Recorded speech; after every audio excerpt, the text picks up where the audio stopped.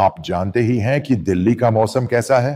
प्रदूषण बहुत ज्यादा है और इस मौसम परिवर्तन की वजह से मुझे थोड़ा वायरल फीवर भी है। मैंने कल एक वीडियो बनाया था, लेकिन यह बीमारी पूरी तरह से नहीं बदली है।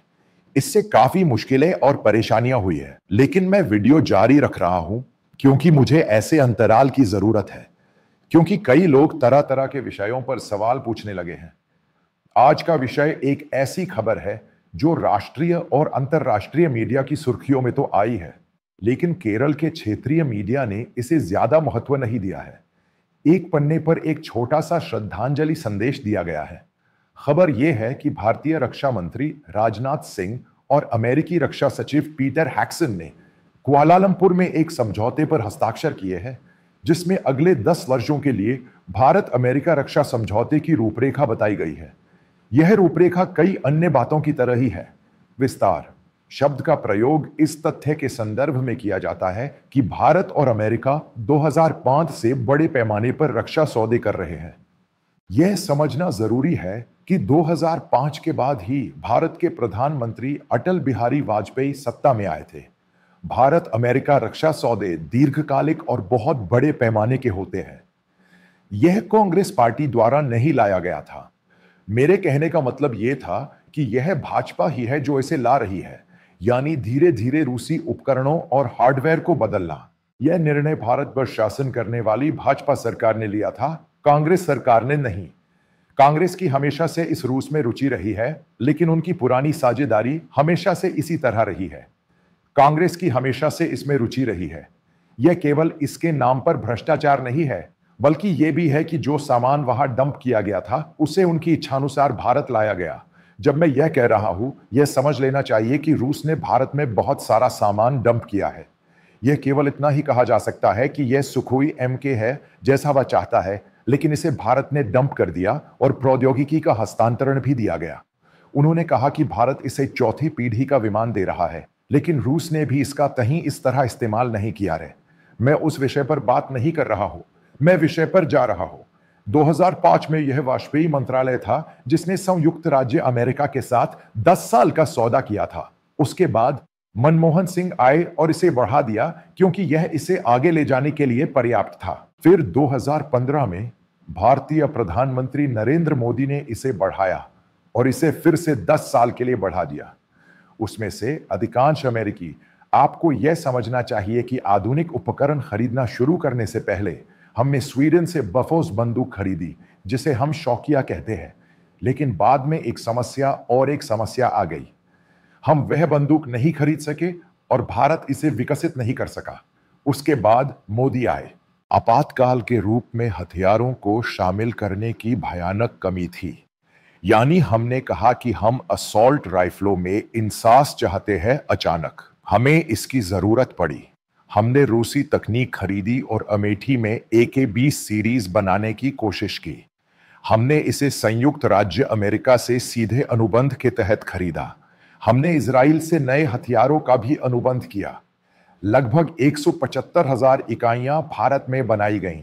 इजरायली रक्षा हथियार कंपनी ने भारत में नवीनतम कार्बाइन बनाई।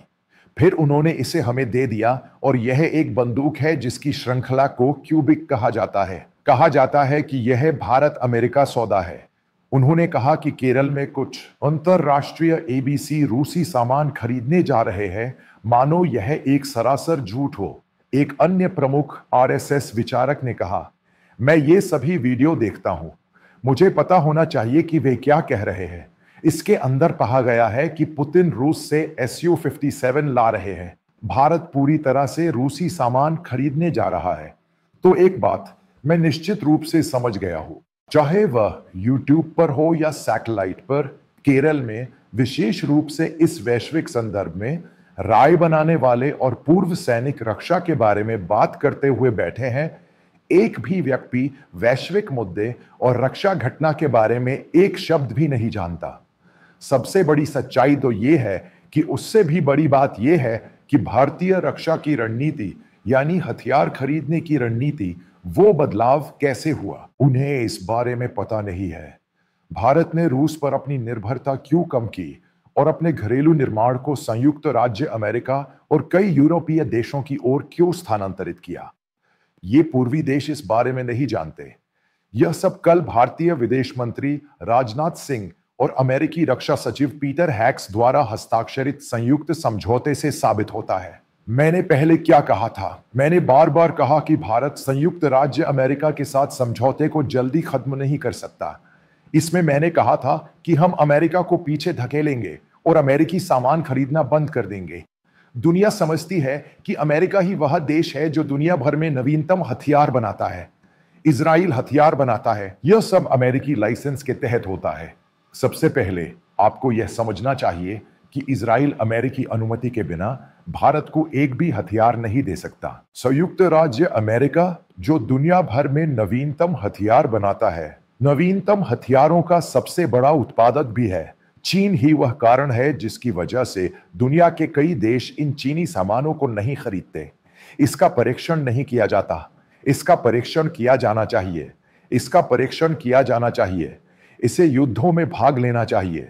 ऑपरेशन सिंदूर के बाद इंडोनेशिया द्वारा J3 नामक इस चीनी चीज की मांग क्यों की जा रही है? कई अन्य देश इसकी मांग कर रहे हैं क्योंकि इसका परीक्षण किया गया था। इसीलिए इसकी मांग थी, क्योंकि इसका परीक्षण किया गया था और इसे प्रदर्शित किया गया था। मैं अभी भी इस पर पूरी तरह से विश्वास करता हूं।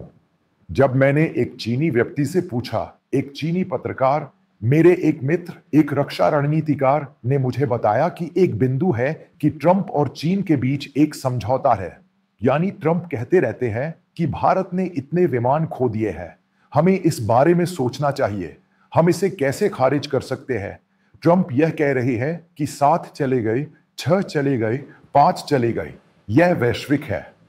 वैश्विक मीडिया जो वैश्विक हो गया है ने कहा है कि यह किसने खोया है और किस कंपनी ने इसे बनाया है।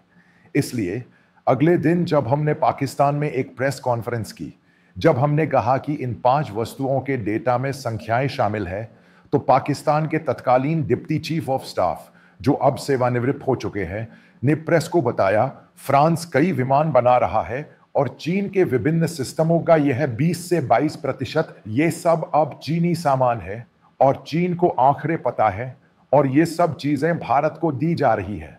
मुझे अपनी हकीकत नहीं पता। मैंने उनसे फोन पर बात की थी और उन्होंने कहा था कि चीन ये सब जानता है। फिर उन्होंने कहा कि कभी कभी जब ट्रंप कहते हैं कि 7 गिर गए हैं और 5 गिर गए हैं, तो चीनी विमानों की मांग बढ़ रही है। असल में ट्रंप जानबूझकर चीन को ऊपर उठाने के लिए ऐसा कर रहे हैं। ये सिर्फ पाकिस्तान को ऊपर उठाने के लिए नहीं रहे, क्योंकि अमेरिका नहीं हारा है, फ्रांस नहीं हारा है, रूस नहीं हारा है। इसे सीधे तौर पर समझा जाना चाहिए। ट्रंप अप्रत्यक्ष रूप से चीन के लिए खेल रहे हैं। मुझे इसकी हकीकत नहीं पता, लेकिन मैंने जो कहा उसके बाद मैं विषय बदल रहा हूं। जब मैं यहां आया था तो भारत ने सबसे पहले कहा था कि भारत की कई मांगे हैं, यानी पिछले 10 सालों सहयोग के बाद हमें इसे नवीनीकृत करना चाहिए। अमेरिका कड़ा था और उसने अपना रुख अपनाया। इसीलिए जुलाई में देरी हुई, या जून में हस्ताक्षर होने चाहिए थे। इस समझौते पर जुलाई में हस्ताक्षर होने चाहिए थे। यह समझौता राजनाथ सिंह के लिए तैयार किया गया था और हर बार खरीदा जाता था। यह तथाकथित ऑपरेशन सिंदूर आया, तमाम घटनाएं हुई, अमेरिका ने हमें कई तकनीकें देना बंद कर दिया और अब कई खंड बंद कर दिए गए हैं। यानी अमेरिकी हथियार खरीदने के बाद किसी भी देश पर हमला करने से पहले उन्हें अमेरिका से अनुमति लेनी होगी। इसीलिए देरी हुई, भारत ने कहा। उन्होंने कहा कि यह संभव नहीं है, लेकिन उन्होंने कहा कि यह एक बहुत ही विश्वसनीय स्रोत है। अंततः भारत सरकार एक और खंड पर सहमत हुई, यानी रूस के साथ समझौता बंद करो और आकर इस पर हस्ताक्षर करो। तो आप समझ सकते हैं कि रूसी कच्चे तेल का आयात बंद हुआ है या नहीं। हिंदुस्तान पेट्रोलियम कॉरपोरेशन ने कहा कि यह पूरा हो गया है, हम एक बूंद भी नहीं खरीद रहे हैं। रिलायंस ने कहा कि हमने पूरी तरह से रोक दिया है। इंडियन ऑयल ने भी कहा कि हमने पूरी तरह से रोक दिया है। मेरा मतलब नवंबर के मध्य या नवंबर के अंत तक रूसी तेल की कीमतों में भारी गिरावट से था। कतार बंद हो गई है। सिर्फ रोजनेफ्ट नाम की एक कंपनी इसे खरीद रही है। यह एक रूसी कंपनी है। सरकार उनके खिलाफ कार्रवाई करेगी। यह कैसे हुआ? अमेरिका की मांग थी कि सारा रूसी तेल रोक दिया जाए और फिर उस पर हस्ताक्षर किए जाएं। ट्रंप ने कई बार वादा किया है और कई बार भारतीय प्रधानमंत्री ने भी ऐसा ही वादा किया है। उन्होंने जो कहा वह सच था। उन्होंने सब कुछ रोक दिया और आखिरकार उस पर हस्ताक्षर कर दिए, यानी एक भी रूसी हार्डवेयर न खरीदने के प्रावधान में। यहां और अखबारों में कुछ लोग वे रूस से इंजन खरीदने वाले हैं, इसी तरह वे रूस से यात्री जेट बनाने वाले हैं। आप रूसी यात्री जेट घटना की कहानी जानते हैं।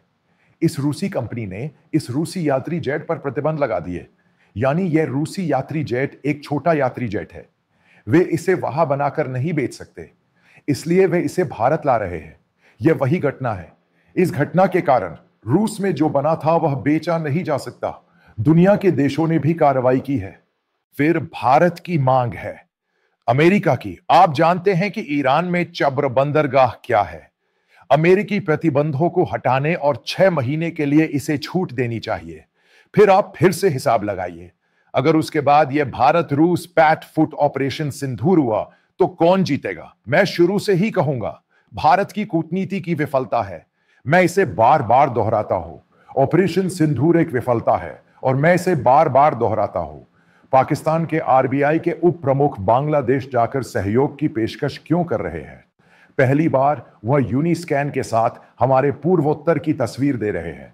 दूसरी ओर हमें अरब सागर के उस पार के बारे में सोचना चाहिए जहां हम ऑपरेशन त्रिशूल शुरू कर रहे हैं, यानी लगभग 40 लड़ाकू विमान और लगभग 40,000 सैनिक लगे हुए थे। नेपाल के साथ हमारे अच्छे संबंध नहीं हैं।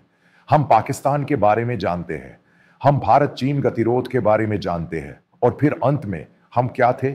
इस जयशंकर को क्या कहा जाता था? सच कहूं तो कभी कभी जयशंकर के कुछ संवाद सुनकर मेरा उत्साह बढ़ जाता है।